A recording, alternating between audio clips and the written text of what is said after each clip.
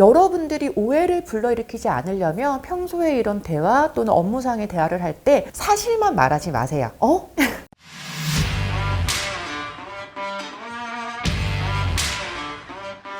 안녕하세요. 서비스 치료 전문가 병원 언니 정지은입니다. 요즘은 꼭 서비스직이 아니라도 대인관계에서 친절과 그런 좋은 애티튜드를 많이 요구를 하죠. 그게 사회성, 즉 사회생활 능력과 연결되기도 하고요. 그래서 이런 말이 있어요. 미소는 이제 성격이 아니라 능력이다. 네, 요즘 시대에 참 걸맞는 표현 같습니다. 특히 사람 대하는 직업에 종사하시는 분들이 나는 마음은 안 그런데 불친절하다는 오해를 많이 받아요. 뭐가 잘못됐는지 모르겠어요. 또는 표현이 서툴러서 어떻게 해야 할지 모르겠어요. 이런 댓글들을 주시는 경우들이 있거든요. 이런 오해를 사게 되면 좀 불리해지는 그런 직업들도 많습니다. 그럼 여러분 생각하셔야 될 거예요. 왜 오해를 받을까요? 첫 번째는 표정에서 오는 오해입니다. 내가 거울을 볼 때 내 표정과 이런 모습을 보죠. 그러니까 뭐 우리가 하루에 거울을 몇 번 볼 것 같으세요? 생각보다 많이 봅니다. 내 용모 복장을 점검할 때도 보고, 화장실 갔을 때도 보고, 양치할 때도 보고. 근데 이렇게 거울을 딱 봤어요.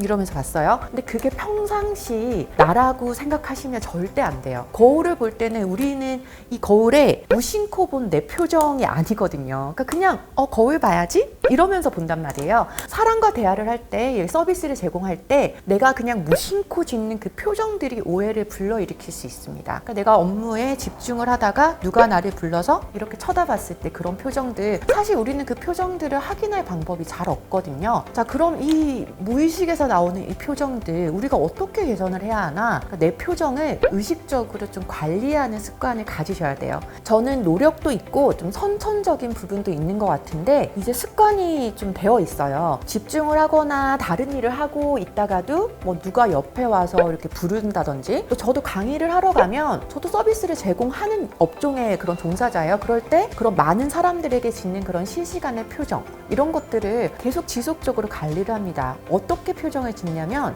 무조건 눈썹을 올리셔야 돼요. 마스크를 특히나 요즘은 다 착용을 하고 있기 때문에 다 여기는 가려지잖아요. 그럼 이 부분만 이렇게 상대방에게 노출이 되는데, 그래서 오히려 더 오해를 많이 불러일으키죠. 그래서 눈썹을 올리지 않고는 공감하는 표정, 그리고 내가 반응하는 그런 적극적인 표정을 지을 수가 없습니다. 얼굴 근육을 잘 쓰는 사람은 오해를 잘 안 사요. 왜냐하면 표정으로는 말보다 더 많은 것을 전달하는 경우들이 많거든요. 그래서 반응을 할 때 네, 네 이렇게 계속 눈썹 근육을 좀 사용하는 그런 습관을 꼭 가지셔야 됩니다. 그래서 여러분들 오해하지 마세요. 그냥 내가 보는 내 모습은 그냥 여러분들이 만들어낸 모습이지 상대방이 보는 내 무의식의 표정이 아닙니다. 그리고 두 번째는 말투 때문에 오는 오해입니다. 사실은 말투로 이거는 서비스나 사회생활 뿐만이 아니라 친구 사이, 연인 사이, 가족 간에도 말 한마디 이런 것 때문에 오해를 사는 경우들이 많잖아요. 요즘에 저희가 이 강남역 쪽에 건강검진병원을 컨설팅을 하고 있는데, 이제 리셉션 직원분이랑 매뉴얼 제작 얘기를 하다가 말투로 인한 오해의 한 끗 차이에 대해서 얘기를 했었거든요.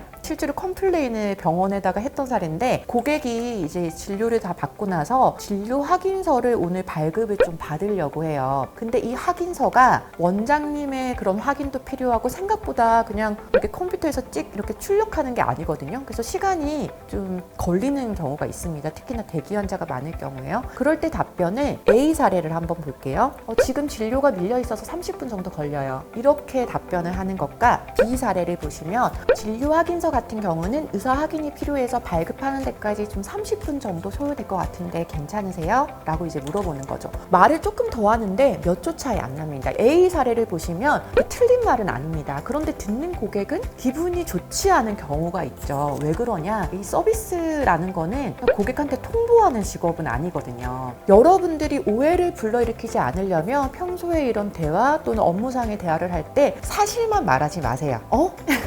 사실만 말하지 말라는 게 무슨 말이지? 사실만 말하게 되면 오해를 사게 되는 경우가 많아집니다. 사실은 당연히 얘기를 해야 되는 거고, 이 사실에다가 이 사실의 이유, 그리고 고객, 또는 상대방의 감정까지 헤아려서 공감 표현을 덧붙여서 말하는 그런 습관을 기르셔야지 오해를 사지 않습니다. 고객이 대기 시간을 물어봤어요. 이 대기 시간은 식당 또는 병원 아니면 뭐 옷을 사러 갔을 때 아주 다양한 곳에서 발생을 할 수가 있어요. 네, 이 고객의 감정 어떨 것 같으세요? 오래 기다렸는데 감정이 막 아주 긍정적일 리는 없죠.